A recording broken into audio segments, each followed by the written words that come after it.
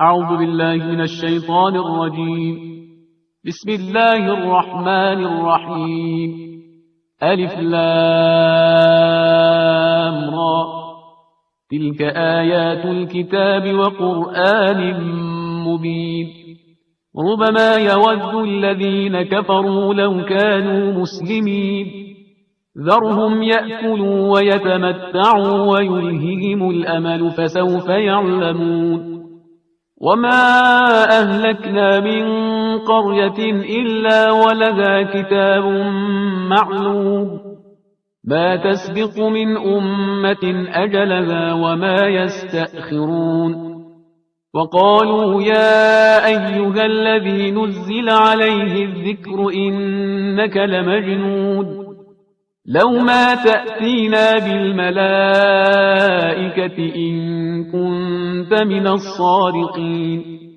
ما ننزل الملائكة إلا بالحق وما كانوا إذا منظرين. إنا نحن نزلنا الذكر وإنا له لحافظون. ولقد أرسلنا من قبلك في شيع الأولين. وما يأتيهم من رسول إلا كانوا به يستهزئون. كذلك نسلكه في قلوب المجرمين. لا يؤمنون به وقد خلت سنة الأولين. ولو فتحنا عليهم بابا من السماء فظلوا فيه يعرجون لقالوا إنما سكرت أبصارنا بل نحن قوم مسحورون. ولقد جعلنا في السماء بروجا وزيناها للناظرين وحفظناها من كل شيطان رجيم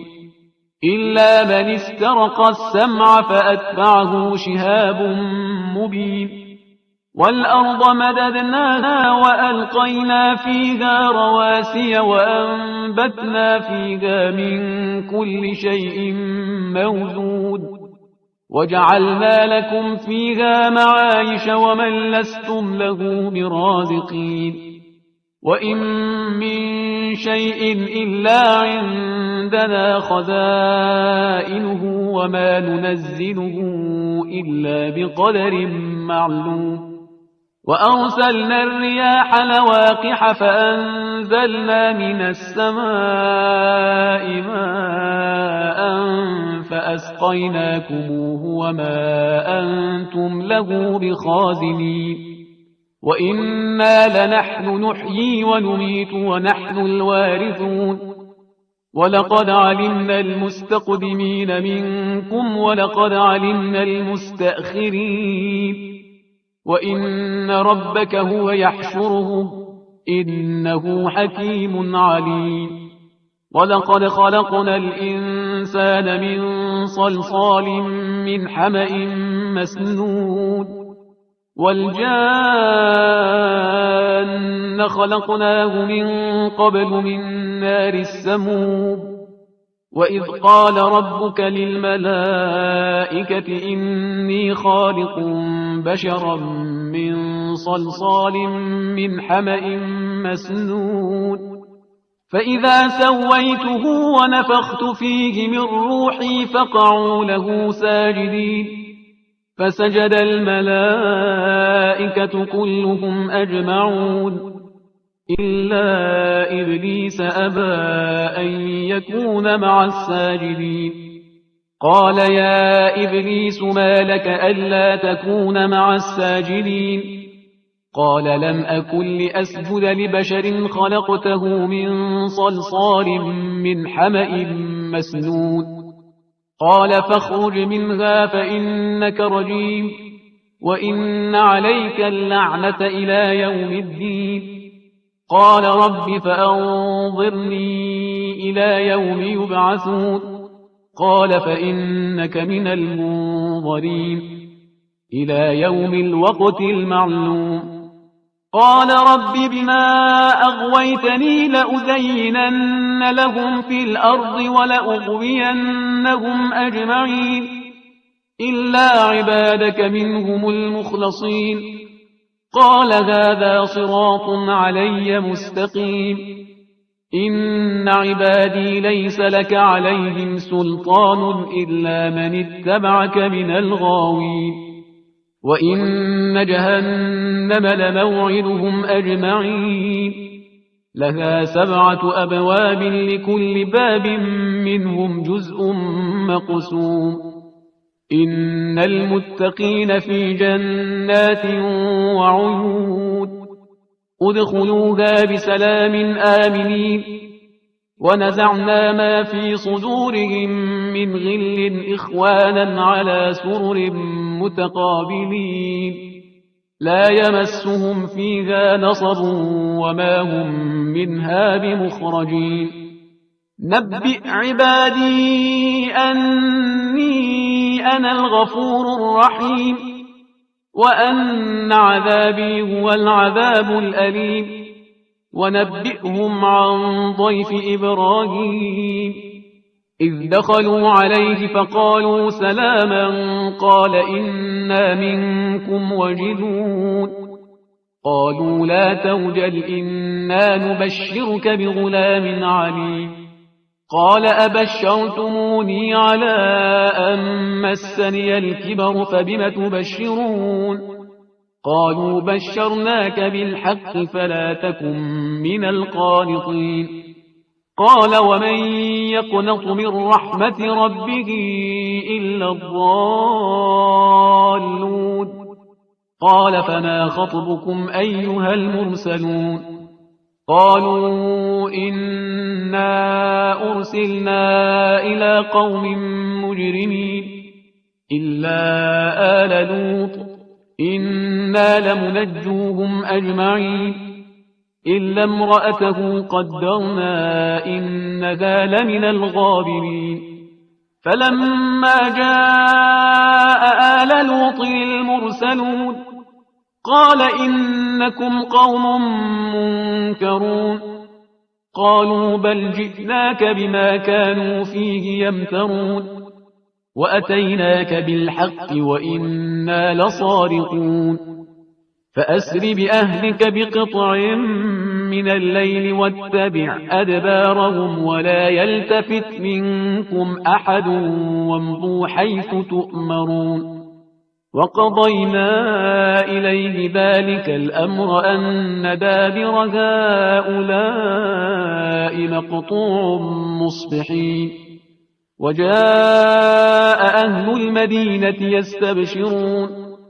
قال إن هؤلاء ضيفي فلا تفضحون واتقوا الله ولا تخزون قالوا أولم ننهك عن العالمين قال هؤلاء بناتي إن كنتم فاعلين لعمرك إنهم لفي سكرتهم يعمهون فأخذتهم الصيحة مشرقين فجعلنا عاليها سافلها وأمطرنا عليهم حجارة من سجين إن في ذلك لآيات للمتوسمين وإنها لبسبيل مقيم إن في ذلك لآية للمؤمنين وإن كان أصحاب الأيكة لظالمين فانتقمنا منهم وإنهما لبإمام مبين ولقد كذب أصحاب الحجر المرسلين وآتيناهم آياتنا فكانوا عنها معرضين وكانوا ينحتون من الجبال بيوتا آمنين فأخذتهم الصيحة مصبحين فما أغنى عنهم ما كانوا يكسبون وما خلقنا السماوات والأرض وما بينهما إلا بالحق وإن الساعة لآتية فاصفح الصفح الجميل إن ربك هو الخلاق العليم ولقد آتيناك 7 من المثاني والقرآن العظيم لا تمدن عينيك إلى ما متعنا به أزواجا منهم ولا تحزن عليهم واخفض جناحك للمؤمنين وقل إني أنا النذير المبين كما أنزلنا على المقتسمين الذين جعلوا القرآن عضين فوربك لنسألنهم أجمعين عما كانوا يعملون فاصدع بما تؤمر وأعرض عن المشركين إنا كفيناك المستهزئين الذين يجعلون مع الله إلها آخر فسوف يعلمون ولقد نعلم أنك يضيق صدرك بما يقولون فسبح بحمد ربك وكن من الساجدين واعبد ربك حتى يأتيك اليقين بسم الله الرحمن الرحيم أتى أمر الله فلا تستعجلوه سبحانه وتعالى عما يشركون ينزل الملائكة بالروح من أمره على من يشاء من عباده أن أنذروا أنه لا إله إلا أنا فاتقون خلق السماوات والأرض بالحق تعالى عما يشركون خلق الإنسان من نطفة فإذا هو خصيم مبين والأنعام خلقها لكم فيها دفء ومنافع ومنها تأكلون ولكم فيها جمال حين تريحون وحين تسرحون وتحمل أثقالكم إلى بلد لم تكونوا بالغيه إلا بشق الأنفس إن ربكم لرؤوف رحيم والخيل والبغال والحمير لتركبوها وزينة ويخلق ما لا تعلمون وعلى الله قصد السبيل ومنها جائر ولو شاء لهداكم أجمعين هو الذي أنزل من السماء ماء لكم منه شراب ومنه شجر فيه تسيمون ينبت لكم به الزرع والزيتون والنخيل والأعناب ومن كل الثمرات إن في ذلك لآية لقوم يتفكرون وسخر لكم الليل والنهار والشمس والقمر والنجوم مسخرات بأمره إن في ذلك لآيات لقوم يعقلون وما ذرأ لكم في الأرض مختلفا ألوانه إن في ذلك لآية لقوم يذكرون وهو الذي سخر البحر لتأكلوا منه لحما طريا وتستخرجوا منه حلية تلبسونها وترى الفلك مواخر فيه ولتبتغوا من فضله ولعلكم تشكرون وألقى في الأرض رواسي أن تميد بكم وأنهارا وسبلا لعلكم تهتدون وعلامات وبالنجم هم يهتدون أفمن يخلق كمن لا يخلق أفلا تذكرون وإن تعدوا نعمة الله لا تحصوها إن الله لغفور رحيم والله يعلم ما تسرون وما تعلنون والذين يدعون من دون الله لا يخلقون شيئا وهم يخلقون أموات غير أحياء وما يشعرون أيان يبعثون إلهكم إله واحد فالذين لا يؤمنون بالآخرة قلوبهم منكرة وهم مستكبرون لا جرم أن الله يعلم ما يسرون وما يعلنون إنه لا يحب المستكبرين وإذا قيل لهم ماذا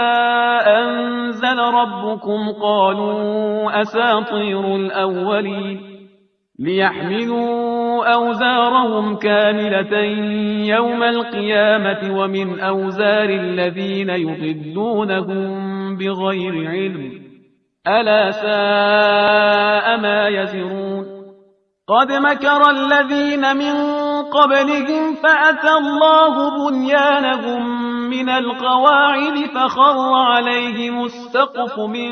فوقهم وأتاهم العذاب من حيث لا يشعرون ثم يوم القيامة يخزيهم ويقول أين شركائي الذين كنتم تشاقون فيهم قال الذين أوتوا العلم إن الخزي اليوم والسوء على الكافرين الذين تتوفاهم الملائكة ظالمي أنفسهم فألقوا السلم ما كنا نعمل من سوء بلى إن الله عليم بما كنتم تعملون فادخلوا أبواب جهنم خالدين فيها فلبئس مثوى المتكبرين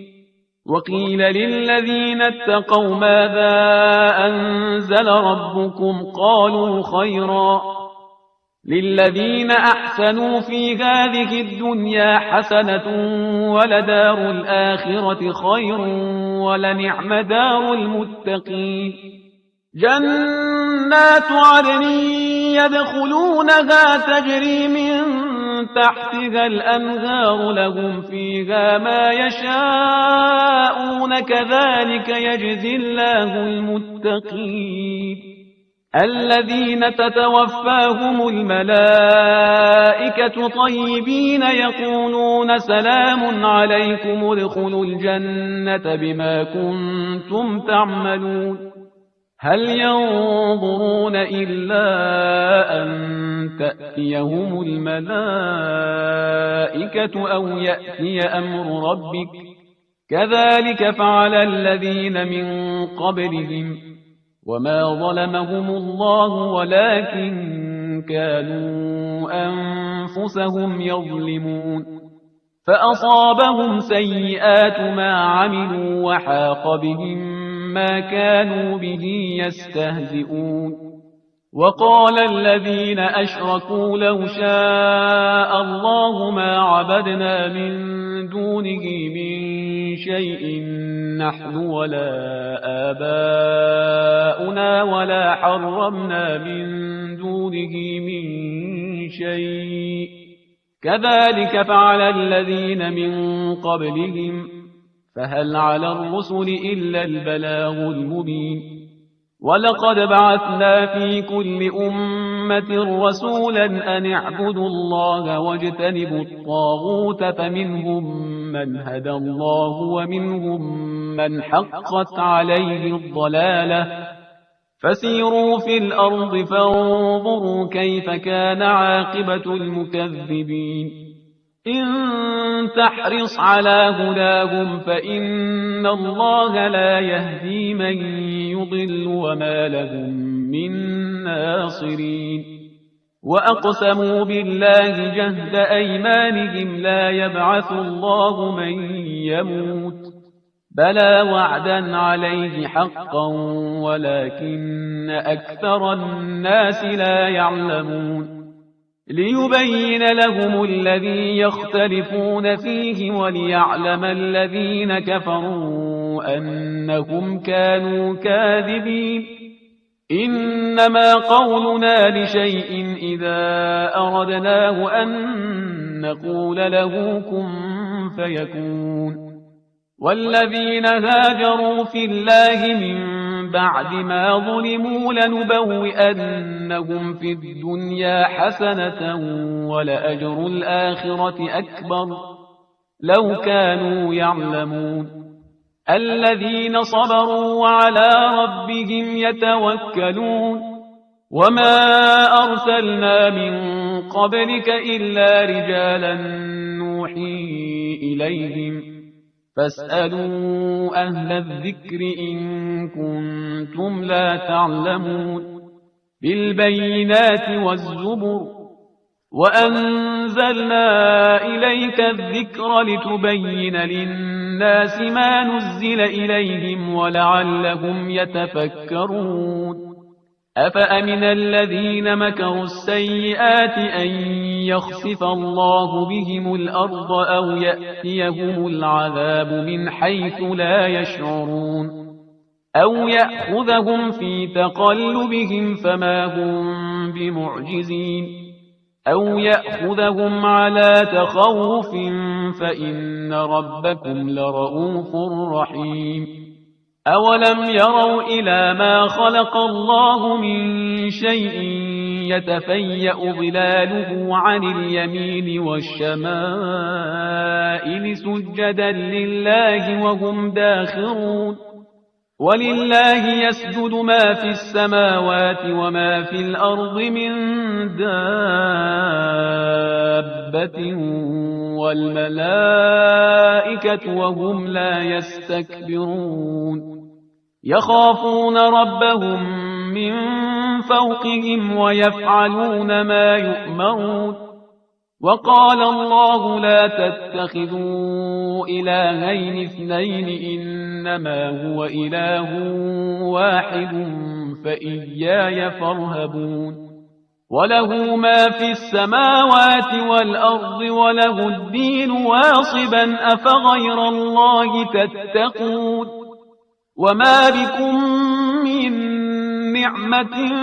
فمن الله ثم إذا مسكم الضر فإليه تجأرون. ثم إذا كشف الضر عنكم إذا فريق منكم بربهم يشركون ليكفروا بما آتيناهم فتمتعوا فسوف تعلمون. ويجعلون لما لا يعلمون نصيبا مما رزقناهم تالله لتسألن عما كنتم تفترون. ويجعلون لله البنات سبحانه ولهم ما يشتهون. وإذا بشر أحدهم بالأنثى ظل وجهه مسودا وهو كظيم يتوارى من القوم من سوء ما بشر به أيمسكه على هون أم يدسه في التراب ألا ساء ما يحكمون. للذين لا يؤمنون بالآخرة مثل السوء ولله المثل الأعلى وهو العزيز الحكيم. ولو يؤاخذ الله الناس بظلمهم ما ترك عليها من دابة ولكن يؤخرهم إلى أجل مسمى فإذا جاء أجلهم لا يستأخرون ساعة ولا يستقدمون. ويجعلون لله ما يكرهون وتصف ألسنتهم الكذب أن لهم الحسنى لا جرم أن لهم النار وأنهم مفرطون. تالله لقد أرسلنا إلى من قبلك فزين لهم الشيطان أعمالهم فهو وليهم اليوم ولهم عذاب أليم. وما أنزلنا عليك الكتاب إلا لتبين لهم الذي اختلفوا فيه وهدى ورحمة لقوم يؤمنون والله أنزل من السماء ماء فأحيا به الأرض بعد موتها إن في ذلك لآية لقوم يسمعون وإن لكم في الأنعام لعبرة نسقيكم مما في بطونه من بين فرث ودم لبنا خالصا سائغا للشاربين ومن ثمرات النخيل والأعناب تتخذون منه سكرا ورزقا حسنا إن في ذلك لآية لقوم يعقلون وأوحى ربك إلى النحل أن اتخذي من الجبال بيوتا ومن الشجر ومما يعرشون ثم كلي من كل الثمرات فاسلكي سبل ربك ذللا يخرج من بطونها شراب مختلف ألوانه فيه شفاء للناس إن في ذلك لآية لقوم يتفكرون والله خلقكم ثم يتوفاكم ومنكم من يرد إلى أرذل العمر لكي لا يعلم بعد علم شيئا إن الله عليم قدير والله فضل بعضكم على بعض في الرزق فما الذين فضلوا براد رزقهم على ما ملكت أيمانهم فهم فيه سواء أفبنعمة الله يجحدون والله جعل لكم من أنفسكم أزواجا وجعل لكم من أزواجكم بنين وحفدة ورزقكم من الطيبات أفبالباطل يؤمنون وبنعمة الله هم يكفرون ويعبدون من دون الله ما لا يملك لهم رزقا من السماوات والأرض شيئا ولا يستطيعون فلا تضربوا لله الأمثال إن الله يعلم وأنتم لا تعلمون ضرب الله مثلا عبدا مملوكا لا يقدر على شيء ومن رزقناه منا رزقا حسنا فهو ينفق منه سرا وجهرا هل يستوون الحمد لله بل أكثرهم لا يعلمون وضرب الله مثلا رجلين أحدهما أبكم لا يقدر على شيء وهو كل على مولاه أينما يوجهه لا يأتي بخير هل يستوي هو ومن يأمر بالعدل وهو على صراط مستقيم ولله غيب السماوات والأرض وما أمر الساعة إلا كلمح البصر أو هو أقرب إن الله على كل شيء قدير والله أخرجكم من بطون أمهاتكم لا تعلمون شيئا وجعل لكم السمع والأبصار والأفئدة لعلكم تشكرون ألم يروا إلى الطير مسخرات في جو السماء ما يمسكهن إلا الله إن في ذلك لآيات لقوم يؤمنون والله جعل لكم من بيوتكم سكنا وجعل لكم جلود الأنعام بيوتا تستخفونها يوم ضعنكم ويوم إقامتكم وجعل لكم من جلود الأنعام بيوتا تستخفونها يوم ضعنكم ويوم إقامتكم ومن أصوافها وأوبارها وأشعارها أثاثا ومتاعا إلى حين والله جعل لكم مما خلق ظلالا وجعل لكم من الجبال أكنانا وجعل لكم سرابيل تقيكم الحر وسرابيل تقيكم بأسكم كذلك يتم نعمته عليكم لعلكم تسلمون فإن تولوا فإنما عليك البلاغ المبين يعرفون نعمة الله ثم ينكرونها وأكثرهم الكافرون ويوم نبعث من كل أمة شهيدا ثم لا يؤذن للذين كفروا ولا هم يستعتبون وإذا رأى الذين ظلموا العذاب فلا يخفف عنهم ولا هم ينظرون وإذا رأى الذين أشركوا شركاءهم قالوا ربنا هؤلاء شركاؤنا الذين كنا ندعو من دونك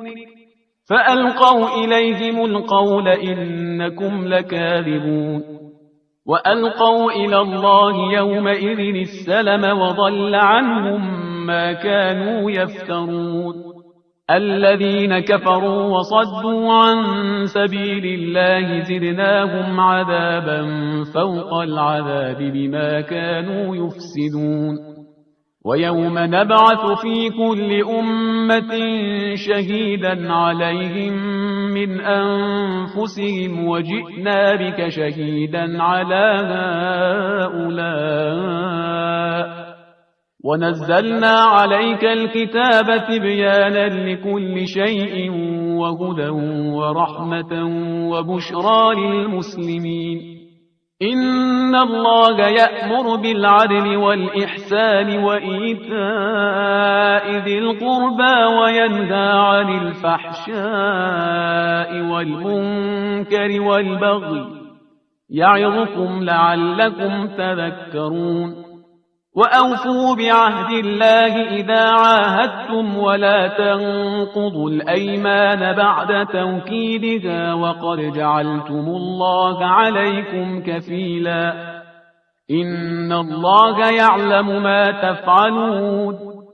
ولا تكونوا كالتي نقضت غزلها من بعد قوة أنكاثا تتخذون أيمانكم دخلا بينكم أن تكون أمة هي أربى من أمة إنما يبلوكم الله به وليبينن لكم يوم القيامة ما كنتم فيه تختلفون ولو شاء الله لجعلكم أمة واحدة ولكن يضل من يشاء ويهدي من يشاء ولتسألن عما كنتم تعملون ولا تتخذوا أيمانكم دخلا بينكم فتزل قدم بعد ثبوتها وتذوقوا السوء بما صددتم عن سبيل الله ولكم عذاب عظيم ولا تشتروا بعهد الله ثمنا قليلا إنما عند الله هو خير لكم إن كنتم تعلمون ما عندكم ينفد وما عند الله باق ولنجزين الذين صبروا أجرهم بأحسن ما كانوا يعملون من عمل صالحا من ذكر أو أنثى وهو مؤمن فلنحيينه حياة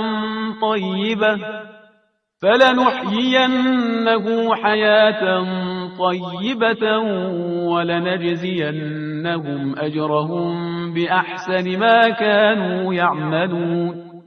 فإذا قرأت القرآن فاستعذ بالله من الشيطان الرجيم إنه ليس له سلطان على الذين آمنوا وعلى ربهم يتوكلون إنما سلطانه على الذين يتولونه والذين هم به مشركون وإذا بدلنا آية مكان آية والله أعلم بما ينزل قالوا إنما أنت مفتر بل أكثرهم لا يعلمون قل نزله روح القدس من ربك بالحق ليثبت الذين آمنوا وهدى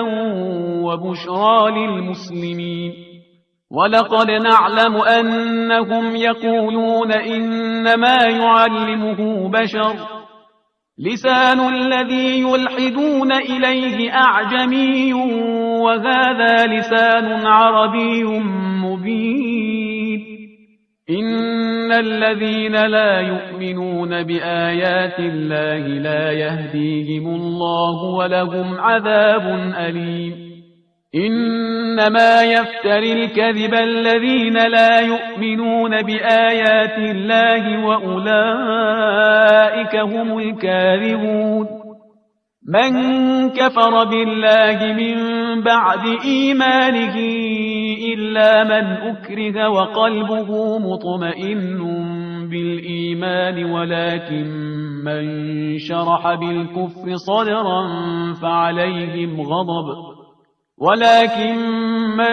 شرح بالكفر صدرا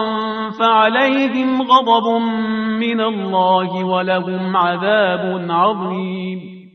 ذلك بأنهم استحبوا الحياة الدنيا على الآخرة وأن الله لا يهدي القوم الكافرين